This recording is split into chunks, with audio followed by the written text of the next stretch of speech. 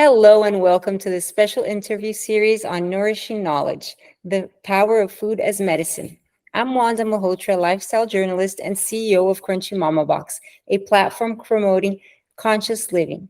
Today's interview is part of a powerful collaboration with Authority Magazine, a medium publication that delves deep into topics that truly matter.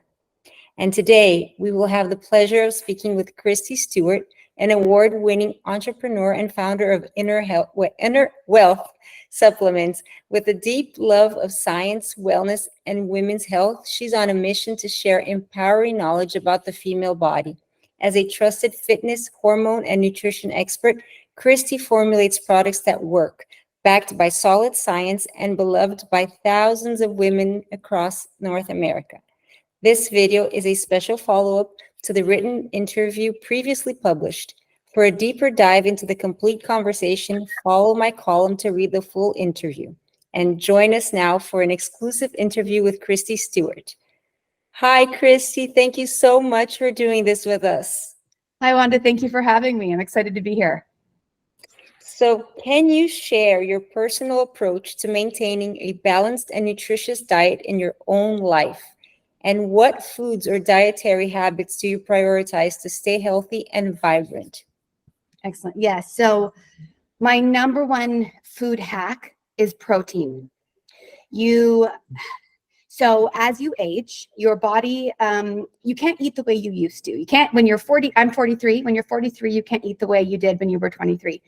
And a lot of that has to do with your hormones, because as we age and our hormone levels decline, your body literally cannot metabolize carbohydrate the way it used to. And so when when you're looking at your overall diet, and I say diet as a way of eating, not as a weight loss tool. When you look at your overall diet, the typical female diet is about, 60 to 70% plant-based. And what that means is, and then about 20% fat and only 10 to 20% protein. Whereas the diet should really have about 35 to 40% protein.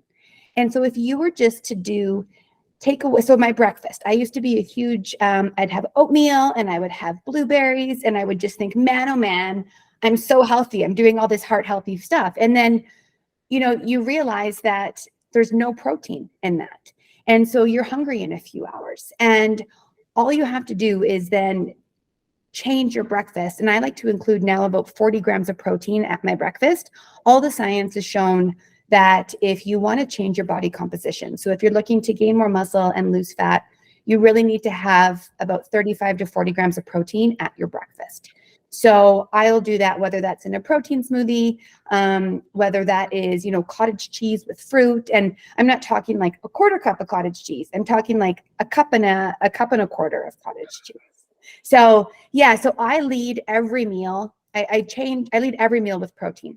And when you start to do that, your energy changes, your skin, your complexion changes, your body changes. You feel so great. And so that was my biggest change that I made when I hit 40 was I led every meal with protein. And whenever I counsel women, I suggest that. And it sounds trite, but it's life-changing. Incredible. I love that. That's a very, very good tip for all of women out there, especially the ones in our age range, right?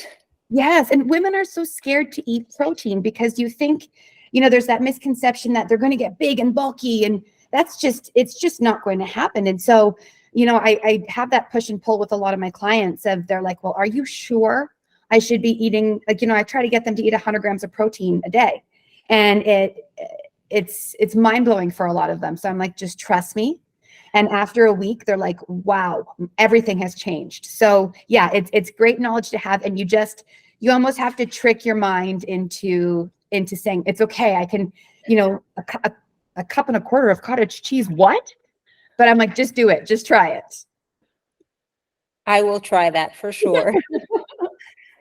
So the concept of mindful eating is gaining popularity. How can mindfulness practices be integrated into one's relationship with food and eating habits to enhance overall well-being and health? Excellent. So it's funny because a lot of women, you have that relationship with food where it's eating is so emotional, right? And mindful eating to me is almost the opposite of emotional eating, because, you have a bad day and you'll head to the kitchen and, you drown your feelings in sugar and carbohydrate.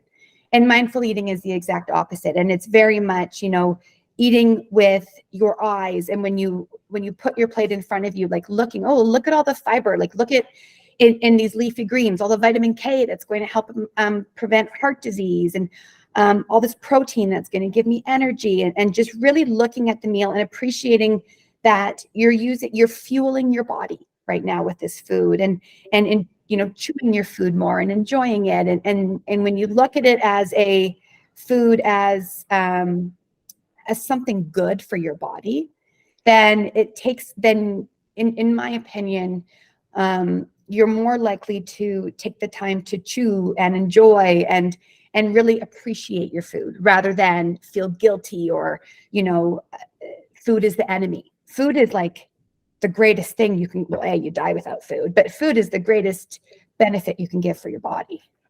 I love that. That's really important to remember, because, guilty eating is just, has to stop. It really, really does. And it's funny because I have a lot of clients too, and they'll say, I was so bad, and I'm saying bad in quotations. I was so bad last night because I had 2 donuts. And I tell people, I'm like, you know what? This is our way of eating. Our way of eating high protein is how you're going to eat for the rest of your life. So if you have 1 day or 2 days where you're eating the donuts because you wanted to, don't feel guilty about it. That's not going to ruin your life. Enjoy it. You chose to eat those donuts. This is not something that we do every day, but don't blow your life the way you eat because you had 2 donuts. Just know that 1 day in your whole scheme of the rest of your life is not going to make a big difference. So don't punish yourself for it. That's valuable advice and very important. Very. Yeah. So nutrition labels and health claims on approved food products can sometimes be so confusing. What advice would you offer to consumers to help them make informed choices while grocery shopping and meal planning? That is a loaded question, Wanda. It's difficult. Being a consumer going grocery shopping is difficult. So if you're looking at the food label first, always look at the serving size and see if that serving size, if even, let's use a container of ice cream.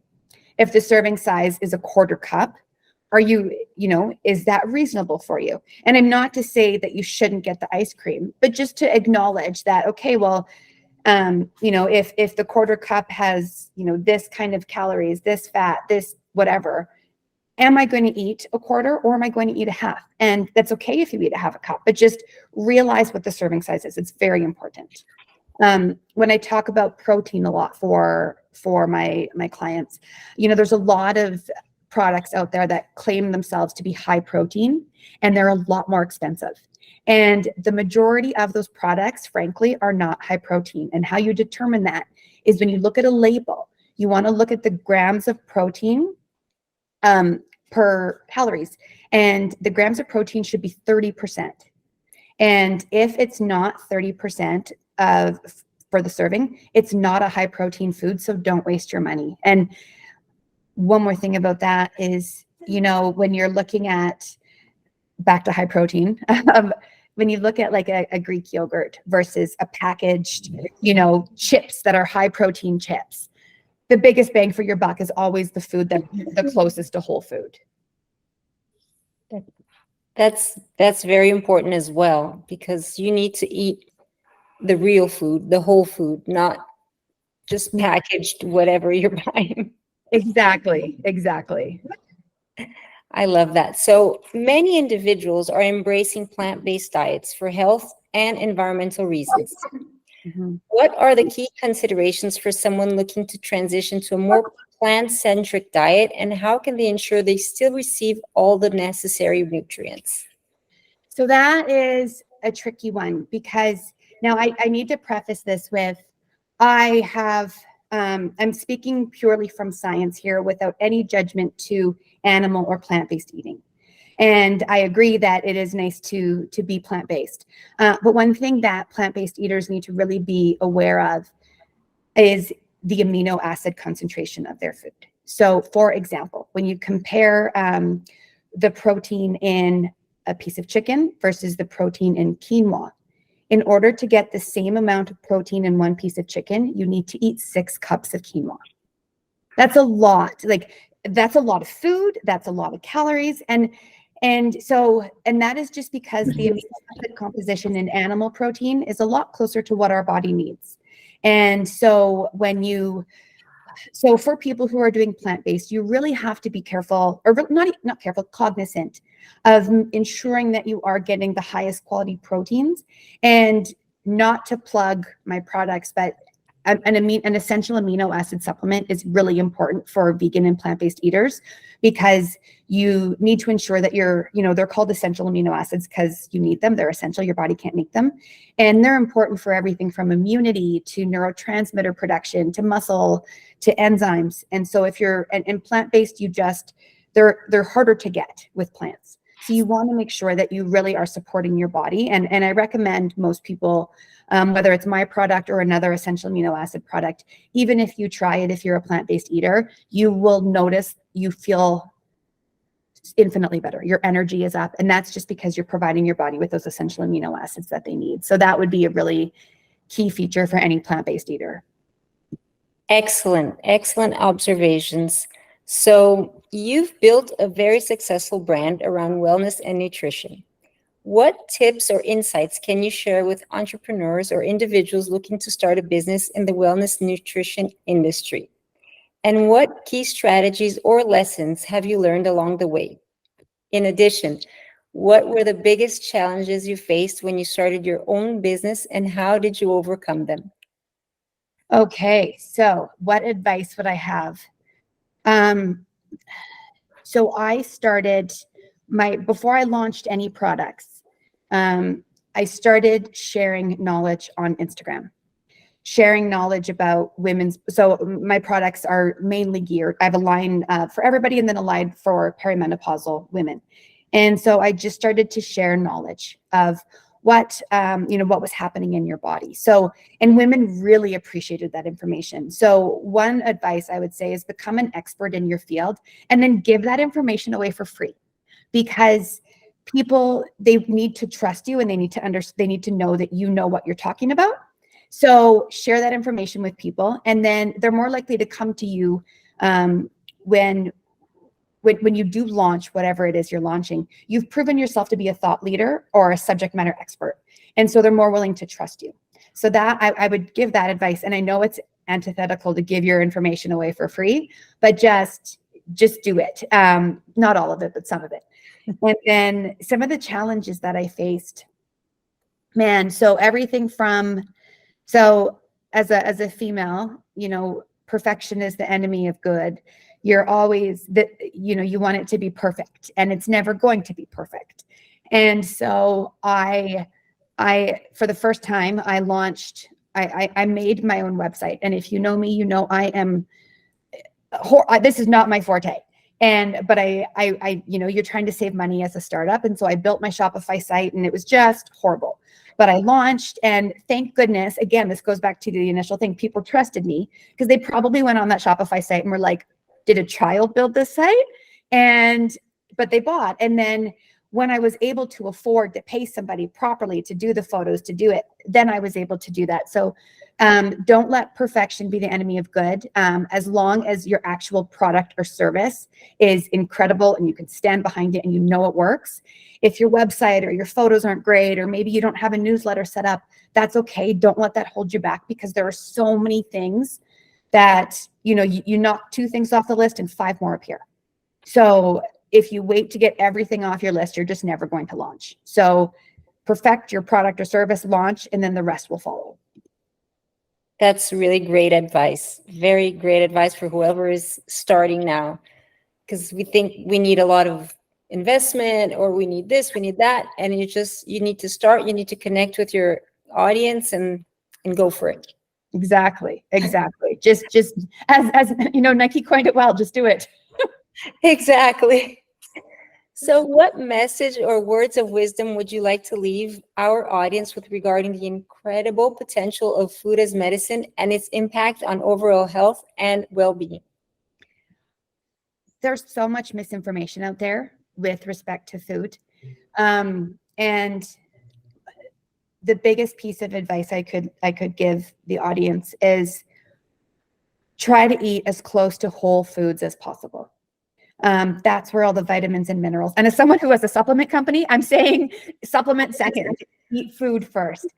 Try to, eat your apple instead of apple juice. And I understand as well that, we're very busy and, you need convenient foods, but just try to get, the food with the least amount of ingredients that you can't name, and try to get the higher protein. The number of times that I've, eaten on the road pepperoni sticks or hard-boiled eggs, and you feel like you're like some weird bodybuilder, but it satiates you. So just try to go for whole food, and just, I guess the utmost thing is treat yourself with grace, because no one is perfect, and just do the best you can. Try to eat whole foods, and up your protein. You'll be shocked at how it changes your body. Wow, Kristi, thank you. Thank you so much for sharing your valuable insights and expertise with us. Your passion for promoting wellness and empowering women is truly inspiring. Thank you, Linda. Thank you, and we wish you only continued success on your great work. Thank you very, very much.